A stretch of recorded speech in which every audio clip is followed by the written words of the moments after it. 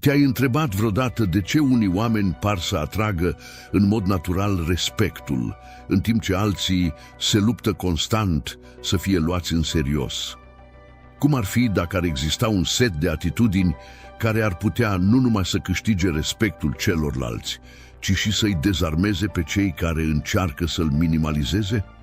În acest videoclip ne vom scufunda în adâncurile înțelepciunii stoice pentru a descoperi 13 atitudini puternice care pot transforma modul în care faci față lipsei de respect. Pregătește-te pentru o călătorie de autodescoperire și împuternicire personală care îți va schimba perspectiva asupra respectului, demnității și puterii interioare. Puterea tăcerii. Într-o lume plină de zgomot și opinii neîncetate, tăcerea apare ca un instrument puternic în arsenalul stoicului. Când ne confruntăm cu lipsa de respect, reacția noastră instinctivă ne îndeamnă adesea să răspundem imediat, să ne apărăm onoarea sau să ripostăm.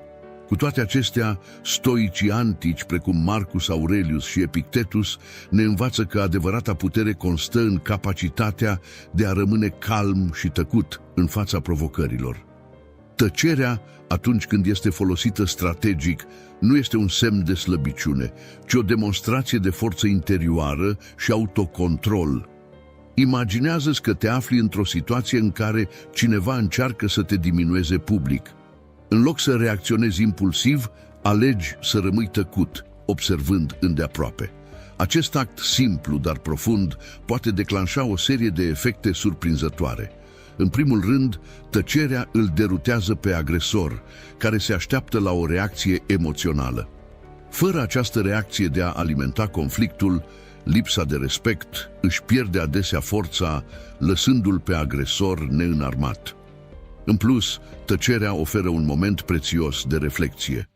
În acest spațiu de liniște, poți evalua situația clar, liber de norii emoțiilor imediate. În acest moment puteți alege cel mai înțelept răspuns sau vă puteți da seama că nu este necesar niciun răspuns. După cum a sfătuit Epictet cu înțelepciune, amintiți-vă că este mai bine să taceți decât să spuneți ceva pe care îl veți regreta mai târziu. Tăcerea servește și ca o oglindă, reflectând comportamentul făptașului înapoi la el însuși și la cei din jurul său. Adesea, atunci când nu reacționăm la lipsa de respect, oamenii din jurul nostru încep să observe comportamentul inadecvat al agresorului. Tăcerea lor demnă contrastează puternic cu lipsa de respect a celuilalt, expunând adevărata natură a situației. Practicarea puterii tăcerii necesită disciplină și cunoaștere de sine. Începe cu înțelegerea faptului că nu orice provocare merită un răspuns. Cultivând această atitudine, dezvolți o prezență impunătoare care impune în mod natural respect. Oamenii încep să-și dea seama că nu ești ușor de zguduit de cuvinte goale sau de încercări de manipulare emoțională. Cu toate acestea, este esențial să înțelegem că tăcerea nu este pasivitate. Este o alegere activă și puternică. Este decizia conștientă de a nu permite acțiunilor sau cuvintelor altora să-ți controleze emoțiile sau să-ți dicteze reacțiile. În acest sens, tăcerea devine o formă de libertate. Libertatea de a-ți alege bătăliile și de a-ți păstra intactă pacea interioară, indiferent de circumstanțele exterioare. Acțiunea vorbește mai tare. În timp ce tăcerea este un instrument puternic, acțiunea consecventă care se aliniază cu valorile tale este ceea ce îți definește cu adevărat caracterul și impune respect. Stoicii au subliniat importanța de a trăi la înălțimea virtuții, nu doar de a vorbi despre ea. Seneca, unul dintre marii filozofi stoici, a spus: cuvintele filozofilor trebuie să fie întotdeauna confirmate de acțiunile lor. Această maximă se aplică perfect atunci când vine vorba de dezarmarea celor care nu ne respectă. Când ne confruntăm cu lipsa de respect, prima noastră înclinație poate fi să ne apărăm verbal sau să încercăm să-i convingem pe alții de valoarea noastră. Cu toate acestea, abordarea stoică sugerează o cale diferită. Lasă-ți acțiunile să vorbească pentru tine. În loc să cheltuiți energie încercând să vă dovediți valoarea prin cuvinte, concentrați-vă pe a trăi într-un mod care vă demonstrează fără echivoc caracterul și integritatea. Aceasta înseamnă să-ți îndeplinești în mod constant responsabilitățile, să-ți ții angajamentele și să-i tratezi pe ceilalți cu respect, chiar și pe cei care nu te respectă. Când acționezi cu integritate, chiar și în fața adversității, creezi un contrast marcat între comportamentul tău și cel al celor care încearcă să-l diminueze. Acest contrast nu trece neobservat. În timp, chiar și cei mai fermi detractori ai săi ar putea fi forțați să-i recunoască valoarea. Acțiunea consecventă construiește de asemenea o reputație solidă. Oamenii încep să-ți asocieze numele cu încrederea, competența și integritatea. Această reputație devine un scut împotriva lipsei de respect, deoarece creează o disonanță cognitivă pentru oricine încearcă să o minimalizeze. Acțiunile lor vorbesc atât de tare încât încercările de lipsă de respect par nefondate și meschine în comparație. În plus, a acționa în conformitate cu valorile tale, indiferent de modul în care te tratează ceilalți, îți întărește stima de sine și încrederea. Dezvolți o sursă internă de validare care nu se bazează pe aprobarea altora. Această autosuficiență emoțională este una dintre cele mai puternice trăsături pe care le poți cultiva pentru a dezamorsa lipsa de respect. Este important de reținut că acțiunea nu înseamnă neapărat gesturi mărețe sau realizări extraordinare. Adesea, acțiunile mici și consistente sunt cele care au cel mai mare impact. Modul în care tratezi un coleg dificil, modul în care gestionezi o greșeală sau modul în care răspunzi la criticile nedrepte, toate acestea sunt oportunități de a-ți demonstra caracterul prin acțiune. De asemenea, amintiți-vă că acțiunea aliniată cu valorile voastre poate însemna uneori să nu luați măsuri. Dacă cineva încearcă să te provoace să acționezi contrar principiilor tale, alegerea de a nu te implica este în sine o acțiune puternică. După cum a observat cu înțelepciune Marcus Aurelius, ai putere asupra minții tale, nu asupra evenimentelor externe. Realizează asta și vei găsi putere. Arta de a spune nu. În centrul filozofiei stoice se află ideea că ar trebui să ne concentrăm pe ceea ce este sub controlul nostru. Una dintre cele mai puternice modalități de a exercita acest control este prin capacitatea de a spune nu. Când ne confruntăm cu situații de lipsă de respect, ne simțim adesea presați să facem compromisuri, să acceptăm un tratament neadecvat sau să ne angajăm în lucruri care contravin valorilor noastre. Arta de a spune nu este un instrument esențial pentru a stabili limite sănătoase și a impune respect. A spune nu nu înseamnă a fi nepoliticos sau inflexibil. Este vorba despre a fi clar și ferm cu privire la limitele și valorile tale. Când spui nu unei cereri nepotrivite sau unui comportament lipsit de respect, îți afirmi stima de sine și dreptul de a fi tratat cu demnitate. Această asertivitate îi surprinde adesea pe cei care sunt obișnuiți să te vadă cedând sau acceptând pasiv lipsa de respect. Cheia pentru a stăpâni arta de a spune nu constă în practica comunicării asertive. Aceasta înseamnă să-ți exprimi nevoile și limitele într-un mod clar, direct și respectuos. De exemplu, în loc să spui nu unei cereri nepotrivite, poți spune apreciez cererea ta, dar acest lucru nu este aliniat cu prioritățile mele în acest moment. Nu mă pot angaja în asta. Această abordare comunică clar limitele tale, dar menține și ușa deschisă pentru un dialog respectuos. Este important să ne amintim că a spune nu necesită adesea curaj. Pot exista consecințe sociale sau profesionale pentru stabilirea limitelor, mai ales dacă ai de-a face cu cineva într-o poziție de autoritate. Cu toate acestea, stoicii ne amintesc că adevărata libertate vine din a trăi conform principiilor noastre, nu din a căuta cu orice preț aprobarea celorlalți. Practicarea artei de a spune nu implică și un proces de autocunoaștere. Trebuie să fii clar cu privire la valorile, prioritățile și limitele tale. Acest lucru necesită reflexie constantă și dorința de a-ți reevalua deciziile. După cum ne-a învățat Epictet, mai întâi spuneți ce vei fi, așa că faceți ceea ce trebuie să faceți. Stăpânind arta de a spune nu, nu numai că te protejezi de lipsa de respect, dar îi înveți și pe alții cum să o trateze. Ai stabilit un precedent de respect reciproc în interacțiunile tale. În timp, oamenii din jurul tău vor începe să-ți înțeleagă limitele și să le respecte, adesea fără ca tu să fie nevoie să le spui în mod explicit. Amintiți-vă, a spune nu, nu este un act de ostilitate, ci un act de îngrijire de sine și integritate. Este o afirmație că te prețuiești suficient de mult pe tine și timpul tău pentru a nu permite altora să te trateze cu lipsă de respect sau să te copleșească cu cerințe nedrepte. După cum a observat cu înțelepciune Marcus Aurelius, dacă nu este corect, nu o face. Dacă nu este adevărat, nu o spune. Cultivarea indiferenței înțelepte. Indiferența înțeleaptă sau apateia, cum o numeau stoicii, este un concept cheie în stoicism care poate fi un instrument puternic pentru dezarmarea lipsei de respect. Aceasta nu înseamnă să fii apatic sau insensibil, ci mai degrabă să dezvolți o atitudine de calm față de circumstanțele externe, inclusiv opiniile și acțiunile altora. Cultivarea indiferenței înțelepte începe cu înțelegerea faptului că nu putem controla acțiunile sau opiniile altora, ci doar propriile noastre reacții la ei. Când cineva nu ne respectă, reacția noastră emoțională imediată alimentează adesea conflictul și ne lasă la mila intențiilor celuilalt.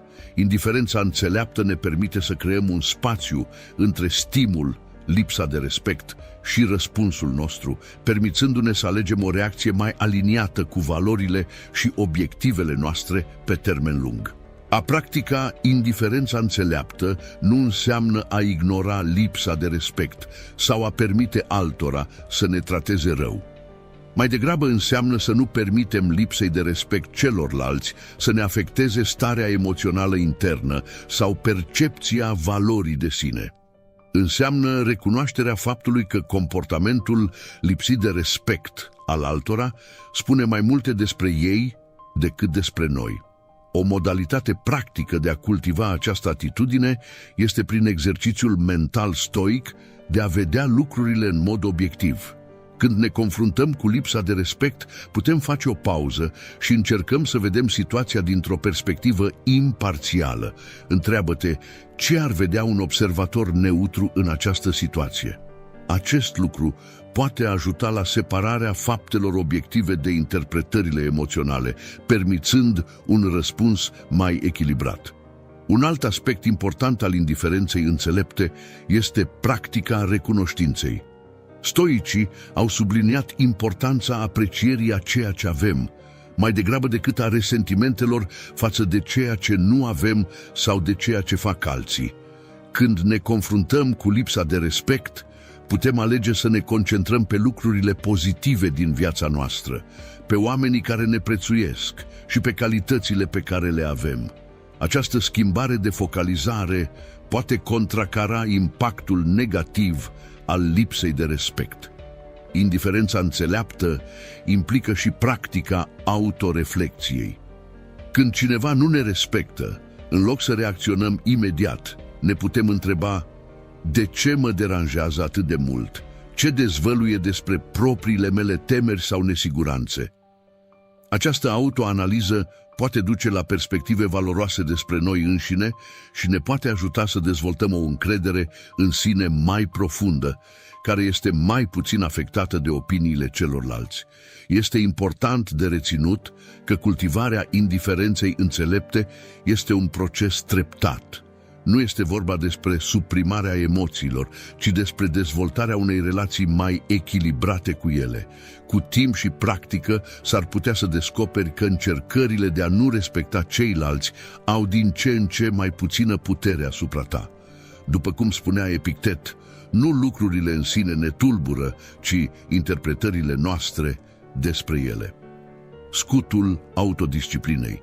Autodisciplina este un pilon cheie al stoicismului și un instrument puternic pentru a-i dezarma pe cei care nu ne respectă. Acționează ca un scut, protejându-ne de influențele externe negative și întărindu-ne capacitatea de a ne menține integritatea în fața lipsei de respect. Autodisciplina ne permite să acționăm conform principiilor noastre, indiferent de circumstanțe sau de comportamentul celorlalți. În contextul în care se confruntă cu lipsa de respect, autodisciplina se manifestă într-o varietate de moduri. În primul rând, ne ajută să ne controlăm reacțiile emoționale imediate. Când nu suntem respectați, instinctul nostru poate fi să reacționăm cu furie sau răzbunare. Autodisciplina ne permite să facem o pauză, să respirăm și să alegem un răspuns mai constructiv. Această pauză conștientă este crucială pentru a evita escaladarea conflictului și pentru a menține controlul asupra situației. În plus, autodisciplina ne permite să rămânem concentrați pe obiectivele noastre pe termen lung, chiar și atunci când ne confruntăm cu adversități pe termen scurt. Când cineva nu ne respectă, este ușor să ne lăsăm prinși în moment și să pierdem din vedere imaginea de ansamblu. Autodisciplina ne amintește de prioritățile noastre și ne ajută să acționăm într-un mod care se aliniază cu ele, mai degrabă decât să ne lăsăm purtați de provocări de moment. Practicarea autodisciplinei implică de asemenea cultivarea unor obiceiuri pozitive care ne întăresc rezistența emoțională. Aceasta poate include meditația zilnică, exercițiile fizice regulate, citirea textelor inspiraționale sau ținerea unui jurnal de reflecții. Aceste obiceiuri creează o bază solidă de bunăstare care ne face mai puțin vulnerabili la impactul lipsei de respect. Un aspect crucial al autodisciplinei este capacitatea de a spune nu impulsurilor și ispitelor care ne pot compromite integritatea. Acest lucru este deosebit de important atunci când ne confruntăm cu situații de lipsă de respect. Autodisciplina ne dă puterea de a rezista tentației, de a ne coborî standardele sau de a acționa în moduri pe care le regretăm mai târziu, doar pentru a răsplăti pe cineva care nu ne-a respectat. Autodisciplina se extinde și la modul în care ne gestionăm gândurile. Stoicii au subliniat importanța disciplinei minții, recunoscând că suntem adesea mai deranjați de interpretările noastre ale evenimentelor decât de evenimentele în sine. Prin practicarea disciplinei mentale, putem învăța să punem la îndoială și să reformulăm gândurile negative care apar ca răspuns la lipsa de respect, evitând astfel să cădem în spirale de negativitate. Un alt aspect important al autodisciplinei este consecvența. A acționa cu integritate și respect, chiar și atunci când alții nu o fac, necesită disciplină constantă. Această consecvență nu numai că ne întărește caracterul, dar servește și ca un exemplu puternic pentru ceilalți, influențând pozitiv chiar și pe cei care inițial nu ne-au respectat. Autodisciplina, totuși, nu înseamnă rigiditate sau suprimare emoțională. Dimpotrivă, ne oferă flexibilitatea de a răspunde în mod adecvat la diferite situații, păstrându-ne întotdeauna valorile de bază. După cum a sfătuit Marcus Aurelius, ai putere asupra minții tale, nu asupra evenimentelor externe. Realizează asta și vei găsi putere. În esență, autodisciplina ne împuternicește să fim arhitecții propriilor noastre răspunsuri la lipsa de respect, mai degrabă decât să fim victime ale acțiunilor altora. Ne permite să ne menținem demnitatea și integritatea, indiferent de modul în care ne tratează ceilalți, creând astfel un scut impenetrabil împotriva lipsei de respect. Îmblânzirea fiarei interioare. Stăpânirea emoțiilor și impulsurilor interioare este o abilitate crucială în arsenalul stoic pentru a face față lipsei de respect. Această fiară interioară reprezintă reacțiile noastre instinctive, adesea iraționale și disproporționate, care pot apărea atunci când ne simțim lipsiți de respect. A învăța să îmblânzești această fiară nu înseamnă să ne suprimăm sau să ne negăm emoțiile, ci mai degrabă să dezvoltăm o relație mai sănătoasă și mai controlată cu ele. Primul pas pentru îmblânzirea fiarei interioare este recunoașterea. Trebuie să devenim observatori atenți ai propriilor noastre reacții emoționale. Când cineva nu ne respectă, este esențial să ne oprim și să observăm senzațiile fizice, gândurile și emoțiile care apar. Acest act de observație conștientă creează un spațiu între stimul, lipsa de respect, și răspunsul nostru, permițându-ne să alegem cum să reacționăm, mai degrabă decât să fim controlați de impulsuri automate.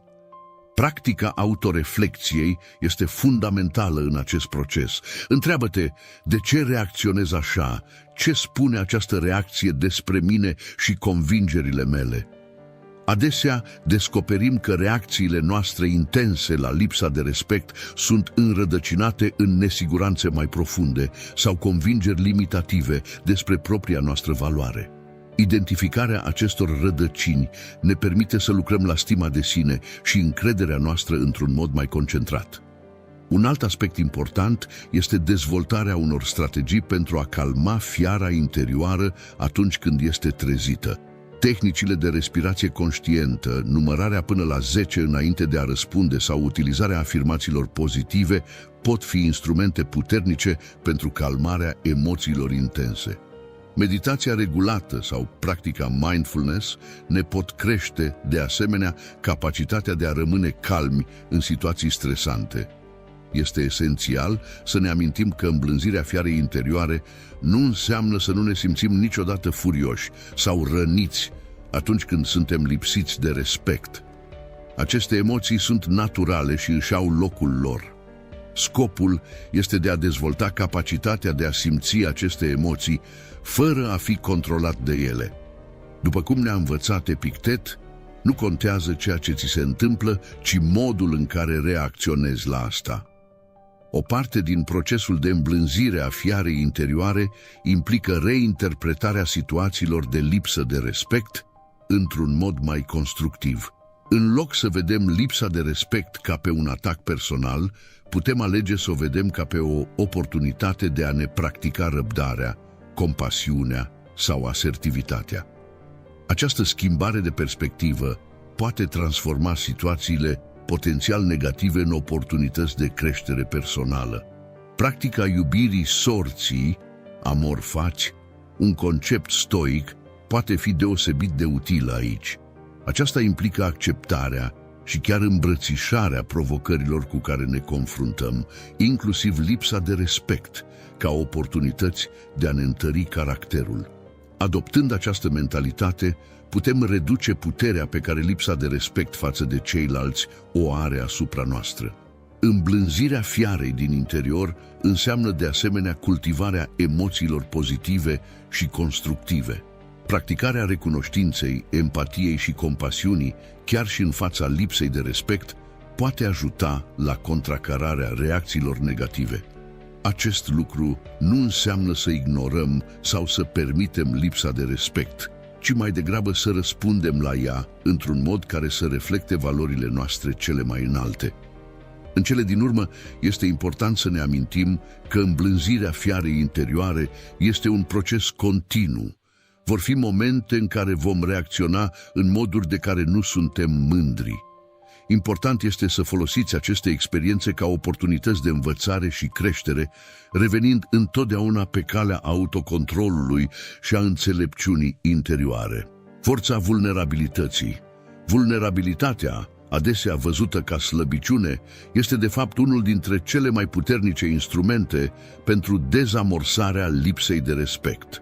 Stoicii, deși au subliniat importanța puterii interioare, au recunoscut și valoarea autenticității și a onestității emoționale. Puterea vulnerabilității constă în capacitatea sa de a crea conexiuni autentice și de a contesta presupunerile celor care nu ne respectă.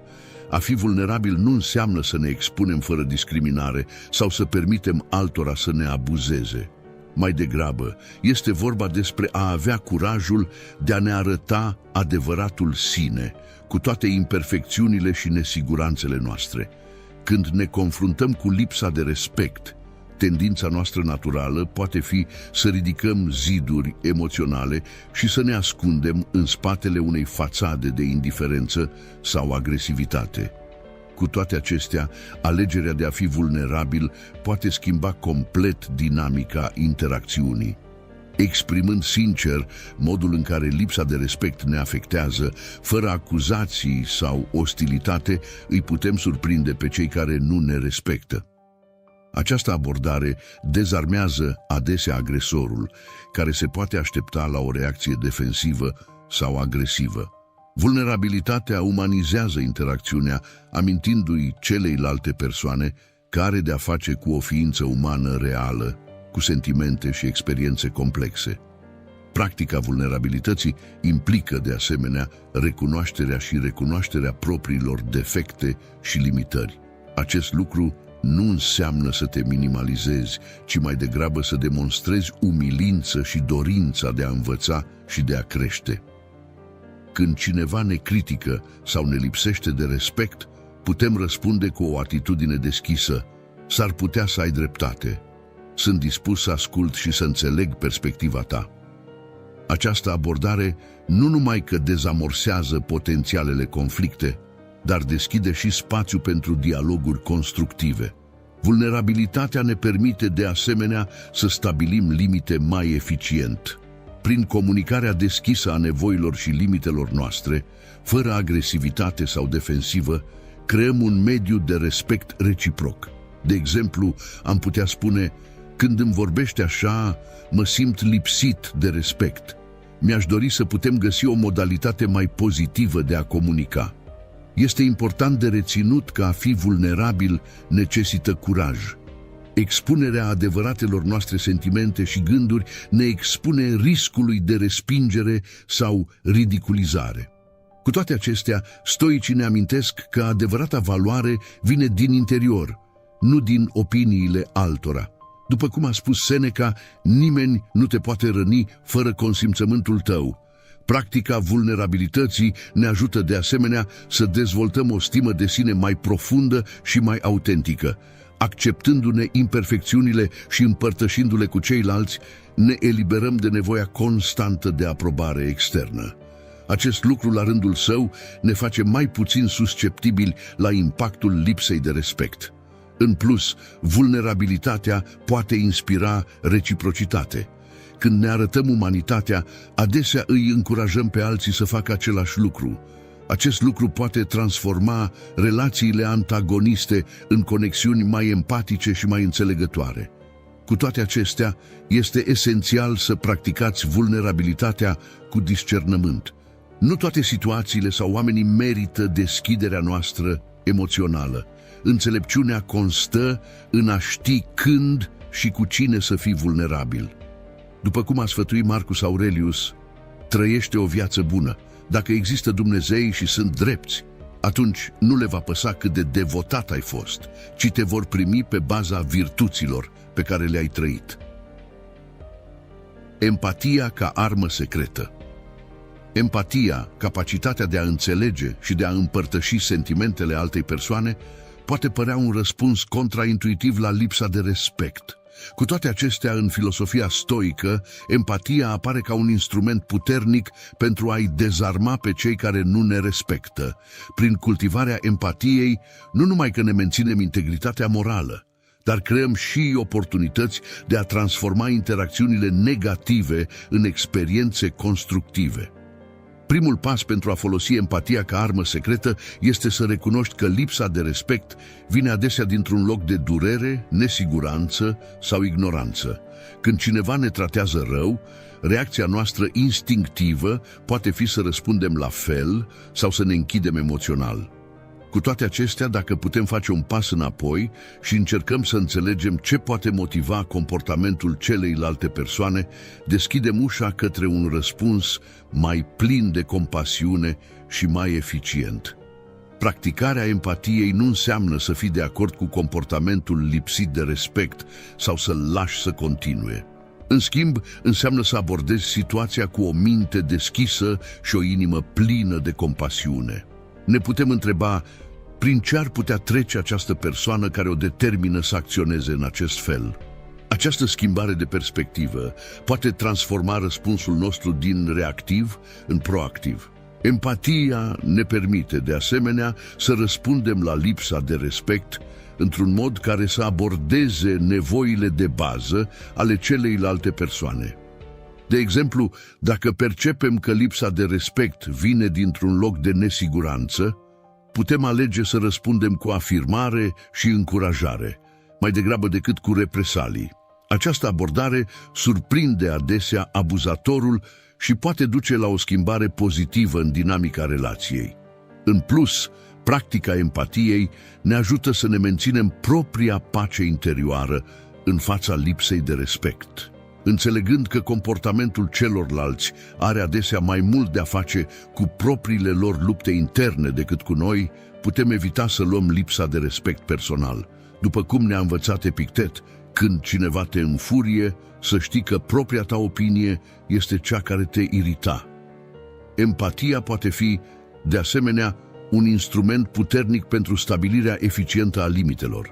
Comunicându-ne limitele cu înțelegere și compasiune, creștem probabilitatea ca acestea să fie respectate. De exemplu, am putea spune, înțeleg că s-ar putea să fii frustrat, dar modul în care îmi vorbești nu este acceptabil. Vom încerca să o abordăm într-un mod care să fie respectuos pentru amândoi. Este important de reținut că practicarea empatiei necesită forță interioară și autocontrol.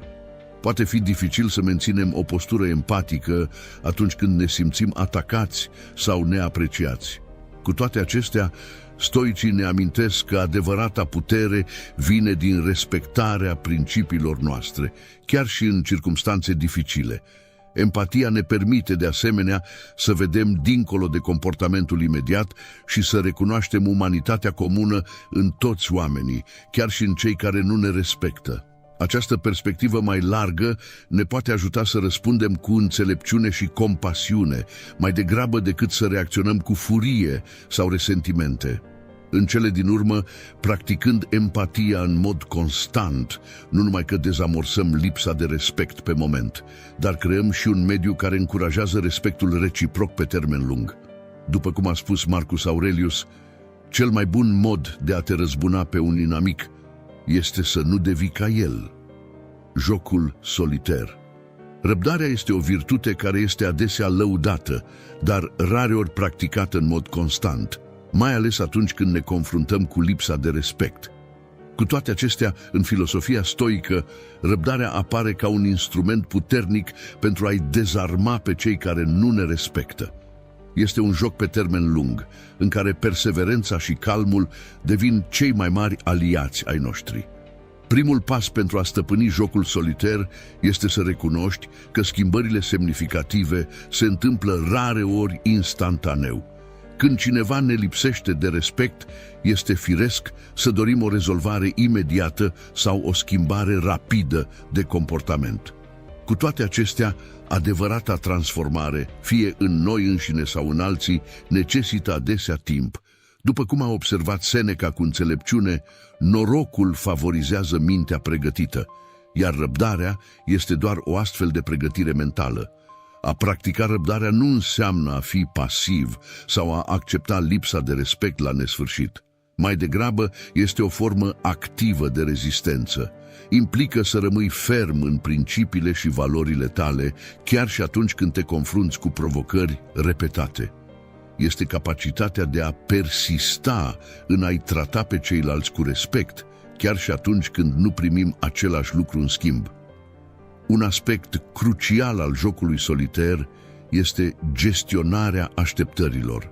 Adesea, frustrarea noastră față de lipsa de respect vine din așteptări nerealiste despre modul în care alții ar trebui să ne trateze. Ajustându-ne așteptările și acceptând că nu putem controla comportamentul celorlalți, ne reducem propria suferință și devenim mai puțin reactivi la lipsa de respect. Răbdarea ne permite, de asemenea, să observăm modele în timp. În loc să reacționăm la fiecare incident izolat de lipsă de respect, putem începe să vedem imaginea de ansamblu. Acest lucru ne permite să răspundem mai strategic și mai eficient. După cum a sfătuit Marcus Aurelius, ai putere asupra minții tale, nu asupra evenimentelor externe. Realizează asta și vei găsi putere. Un alt beneficiu al răbdării este că ne oferă timp să reflectăm și să răspundem mai degrabă decât să reacționăm impulsiv. Când practicăm răbdarea, creăm un spațiu între stimul, lipsă de respect, și răspunsul nostru. În acest spațiu putem alege un răspuns care se aliniază cu valorile și obiectivele noastre pe termen lung, mai degrabă decât să ne lăsăm purtați de emoția momentului. Răbdarea poate fi, de asemenea, o formă puternică de a conduce prin exemplu. Demonstrând în mod constant răbdare în fața lipsei de respect, stabilim un model de comportament care îi poate inspira și influența pe cei din jurul nostru.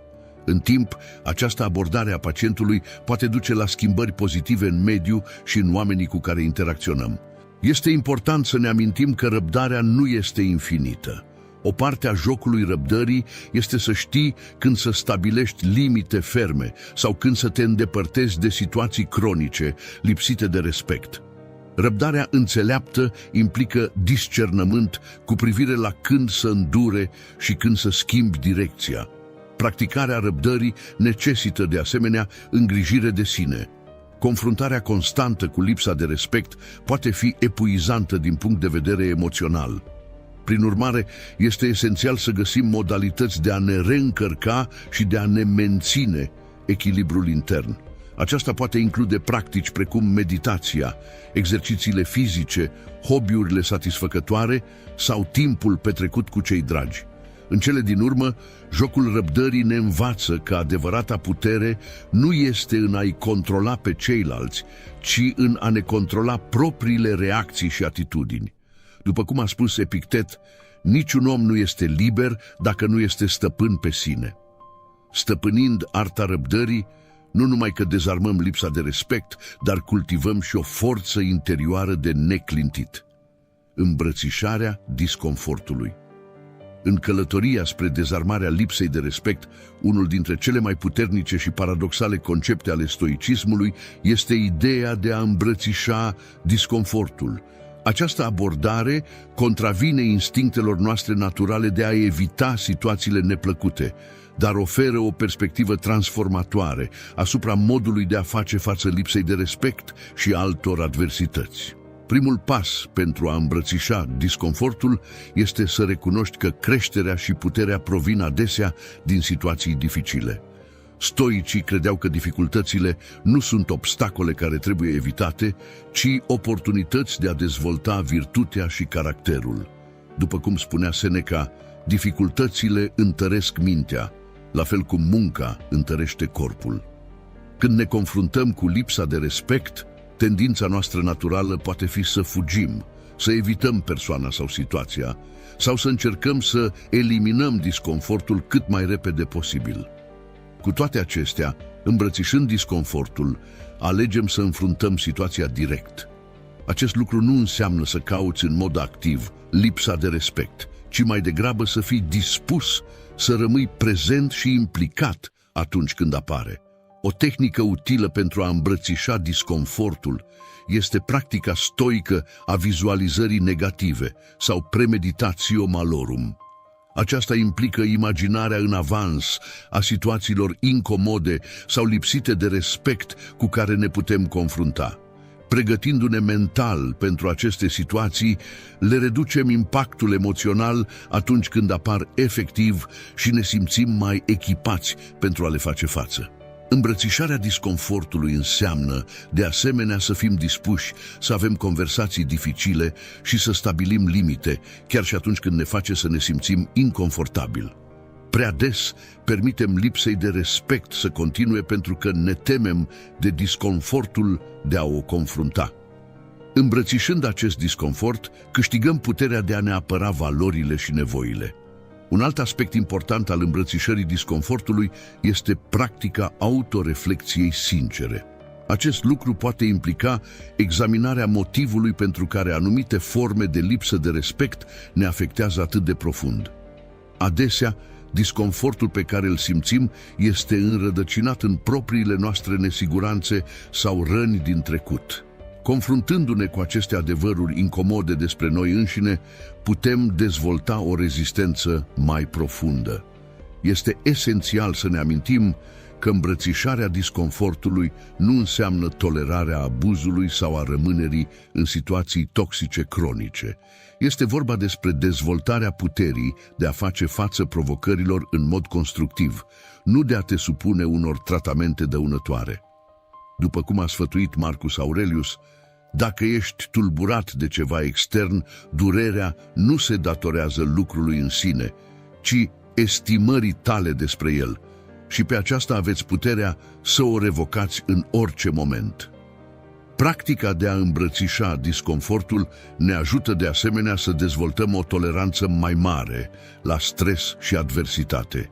Cu cât ne expunem mai mult la situații incomode într-o manieră controlată, cu atât ne extindem zona de confort și devenim capabili să facem față unei varietăți mai mari de provocări. Mai mult, îmbrățișând disconfortul, descoperim adesea că cele mai rele așteptări ale noastre rare ori se adeveresc.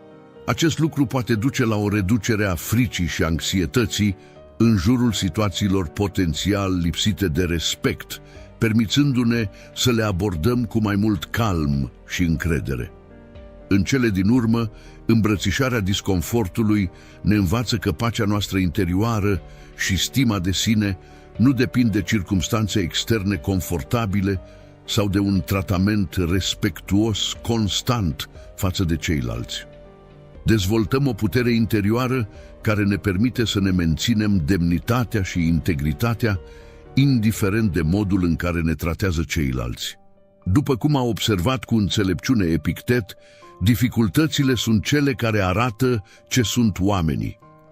Îmbrățișând disconfortul, nu numai că dezarmăm puterea pe care lipsa de respect o are asupra noastră, dar ne transformăm și în indivizi mai rezistenți, înțelepți și plini de compasiune. Stăpânirea cunoașterii de sine. Cunoașterea de sine este un instrument fundamental în arsenalul stoic pentru a dezarma lipsa de respect. Această măiestrie nu este doar despre înțelegerea propriilor emoții și reacții, ci și despre înțelegerea profundă a valorilor, limitelor și motivațiilor noastre. Când stăpânim cunoașterea de sine, obținem o bază solidă de la care putem răspunde la lipsa de respect cu înțelepciune și echilibru. Primul pas pentru a stăpâni autocunoașterea este practica regulată a autoreflexiei. Stoicii, cum ar fi Marcus Aurelius în Meditațiile sale, au subliniat importanța examinării regulate a gândurilor și acțiunilor noastre. Acest lucru poate implica ținerea unui jurnal, meditația sau pur și simplu acordarea de timp în fiecare zi pentru a reflecta asupra experiențelor noastre, în special a celor care implică lipsă de respect. O parte crucială a cunoașterii de sine este identificarea declanșatorilor noștri emoționali. Când nu suntem respectați, anumite cuvinte sau acțiuni ne pot afecta mai profund decât altele. Recunoașterea acestor factori declanșatori ne permite să ne anticipăm reacțiile și să dezvoltăm strategii pentru a le face față mai eficient. După cum spunea Epictet, nu lucrurile în sine ne tulbură, ci interpretările noastre despre ele. Cunoașterea de sine implică și o înțelegere clară a valorilor și principiilor noastre. Când știm exact ce reprezentăm, devine mai ușor să ne menținem integritatea în fața lipsei de respect. Acest lucru ne oferă încrederea de a stabili limite ferme și de a le comunica asertiv, fără a fi zdruncinați de opiniile sau acțiunile altora. Un alt aspect important al stăpânirii cunoașterii de sine este capacitatea de a recunoaște și accepta propriile imperfecțiuni. În mod paradoxal, recunoscându-ne defectele și vulnerabilitățile, devenim mai puțin susceptibili la impactul lipsei de respect.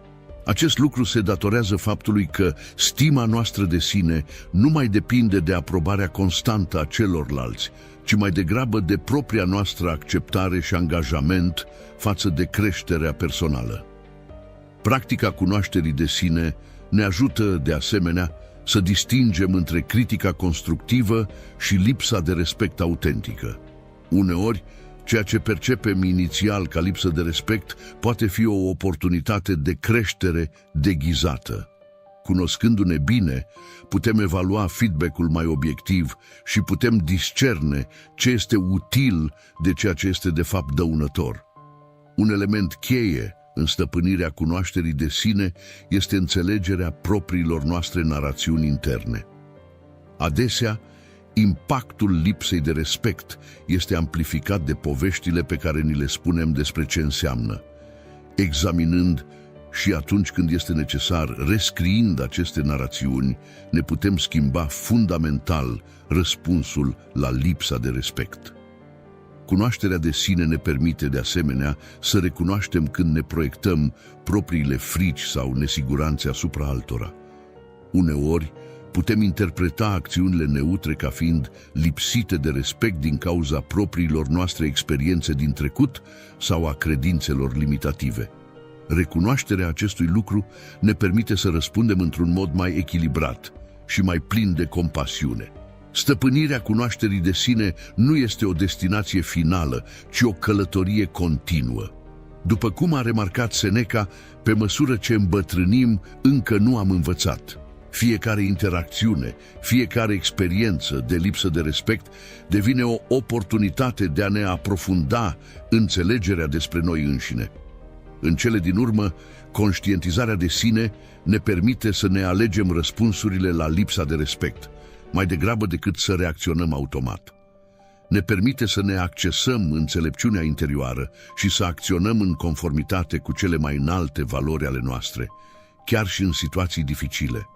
După cum a sfătuit Marcus Aurelius, uită-te înăuntru. Înăuntru este fântâna binelui care clocotește mereu dacă te uiți vreodată. Plantarea semințelor respectului. Abordarea stoică a dezarmării lipsei de respect nu se limitează doar la reacție sau apărare. De asemenea, implică în mod activ crearea unui mediu care promovează respectul reciproc. Plantarea semințelor respectului este un proces pe termen lung care necesită răbdare, consecvență și o viziune clară a tipului de interacțiuni pe care vrem să le cultivăm în viața noastră. Primul pas pentru a planta semințe de respect este să modelăm comportamentul pe care vrem să-l vedem la ceilalți. După cum ne-a învățat Epictet, nu-ți explica filozofia, încorporează-l. Aceasta înseamnă să tratăm pe toată lumea cu respect și demnitate, chiar și pe cei care nu ne tratează la fel. Făcând acest lucru în mod constant, stabilim un model clar pentru interacțiunile noastre și îi inspirăm pe alții să urmeze exemplul. O parte crucială a acestui proces este practicarea ascultării active. Adesea, lipsa de respect apare dintr-un sentiment de a nu fi auzit sau înțeles. Arătând un interes autentic față de perspectivele celorlalți, chiar și atunci când nu suntem de acord, creăm un mediu în care respectul poate înflori. După cum a spus Zenon din Citium, avem două urechi și o gură, așa că trebuie să ascultăm mai mult decât vorbim. O altă sămânță importantă a respectului este practica empatiei. Acest lucru implică un efort conștient de a înțelege experiențele și motivațiile altora, chiar și ale celor care nu ne respectă. Abordând interacțiunile cu o atitudine de curiozitate și compasiune, putem transforma adesea dinamica negativă în oportunități de conectare și înțelegere reciprocă. Comunicarea asertivă este un alt instrument vital pentru plantarea semințelor respectului. Aceasta înseamnă să ne exprimăm nevoile, limitele și așteptările într-un mod clar și respectuos. Făcând acest lucru, nu numai că ne respectăm pe noi înșine, ci îi învățăm și pe alții cum să se trateze pe noi înșine. După cum a sfătuit Marcus Aurelius, dacă nu este corect, nu o face. Dacă nu este adevărat, nu o spune. Plantarea semințelor respectului implică de asemenea recunoașterea și valorizarea contribuțiilor celorlalți. Acest lucru poate fi la fel de simplu ca exprimarea recunoștinței în mod regulat sau recunoașterea publică a muncii bune a cuiva. Prin crearea unei culturi a aprecierii, creștem nivelul general de respect în interacțiunile noastre. Este important să ne amintim că plantarea semințelor respectului nu înseamnă tolerarea comportamentului abuziv sau dăunător. O parte a acestui proces este de a stabili și menține limite sănătoase. Făcând acest lucru cu fermitate și respect, demonstrăm că respectul reciproc este o așteptare nenegociabilă în interacțiunile noastre. O altă sămânță puternică de respect este practica iertării. Acest lucru nu înseamnă să uităm sau să permitem lipsei de respect să continue, ci mai degrabă să eliberăm resentimentele și să alegem să mergem mai departe într-o manieră constructivă. După cum a spus Seneca, iertarea este mai bună decât răzbunarea, căci iertarea este semnul unei naturi blânde, dar răzbunarea este semnul unei naturi sălbatice. Umilința joacă, de asemenea, un rol crucial în acest proces.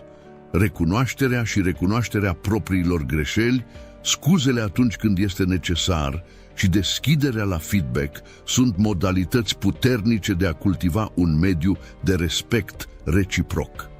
În cele din urmă, plantarea semințelor respectului este un act de credință în potențialul de creștere și schimbare, atât în noi înșine cât și în ceilalți. Este să credem că cu timp și cultivare atentă putem crea relații și comunități bazate pe respect și înțelegere reciprocă. După cum a observat cu înțelepciune Marcus Aurelius, ceea ce nu aduce beneficii roiului nu aduce beneficii albinelor. Plantând în mod activ semințe de respect, nu numai că ne îmbunătățim propriile vieți, dar contribuim la crearea unei lumi mai respectuoase și mai armonioase pentru toți. Alchimia adversității. Alchimia, în antichitate, era arta de a transforma metalele de bază în aur. În filosofia stoică putem aplica acest concept la răspunsul nostru la lipsa de respect, transformând experiențele negative în oportunități de creștere personală și împuternicire. Aceasta este alchimia adversității, capacitatea de a transforma lipsa de respect într-o forță pozitivă în viața noastră. Primul pas în această transformare este schimbarea perspectivei. În loc să vedem lipsa de respect ca pe ceva pur negativ, o putem vedea ca pe un catalizator pentru creșterea personală. După cum a spus Marcus Aurelius, impedimentul în acțiune avansează acțiunea. Ceea ce stă în cale devine calea. Fiecare act de lipsă de respect devine o oportunitate de a practica răbdarea, compasiunea și autocontrolul. Alchimia adversității implică de asemenea extragerea lecțiilor valoroase din situații dificile. Când suntem lipsiți de respect, ne putem întreba ce pot învăța din asta. Cum pot folosi această experiență pentru a deveni o persoană mai puternică și mai înțeleaptă? Această abordare transformă lipsa de respect dintr-o povară într-un profesor.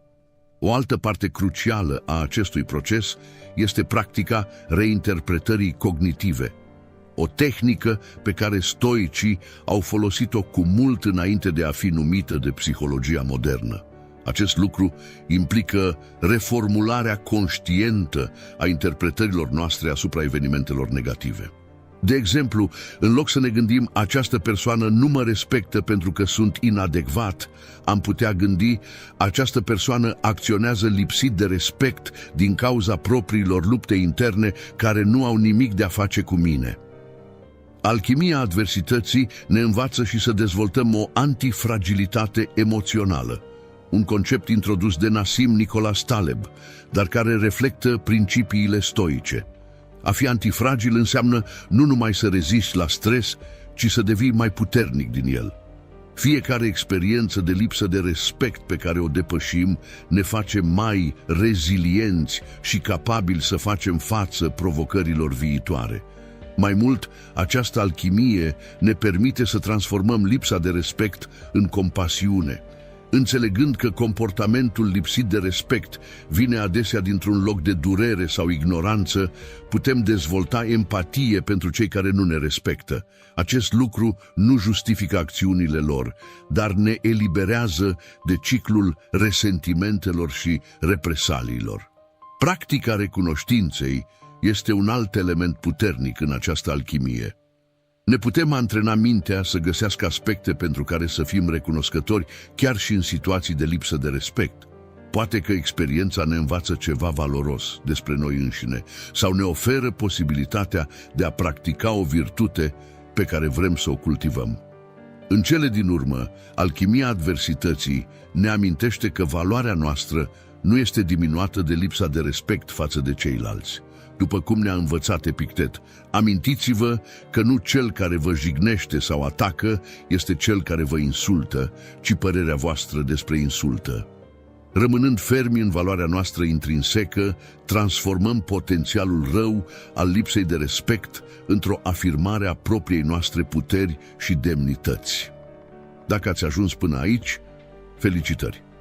Tastați în comentarii, dezarmați. În acest fel, voi ști exact cine a fost rezistent în îndeplinirea tuturor lecțiilor cu rezistența stoică. Aveți grijă de voi și ne vedem mai târziu.